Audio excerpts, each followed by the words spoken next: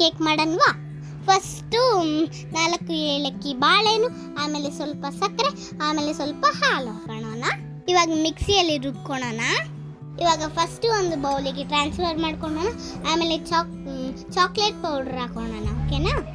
ಇವಾಗ ಒಂದೇ ಒಂದು ಎಗ್ ಹಾಕೋಣ. ಇವಾಗ ಚೆನ್ನಾಗಿ ಬೀಟ್ ಮಾಡ್ಕೊಳ್ಳೋಣ. ಈಗ ನಾವು ಗೋಧಿ ಹಿಟ್ಟು ಹಾಕೋಣ.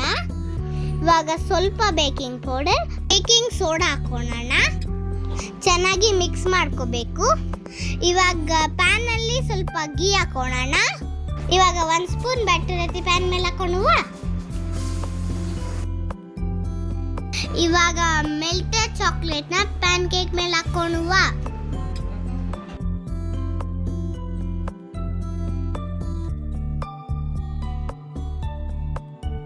ಇವಾಗ ನಮ್ಮ ಟೇಸ್ಟಿ ಆಗಿರೋ ಪ್ಯಾನ್ ಕೇಕ್ ರೆಡಿ. ಇವಾಗ ನಾವು ಟೇಸ್ಟ್ ಮಾಡಿ ನೋಡೋಣವಾ?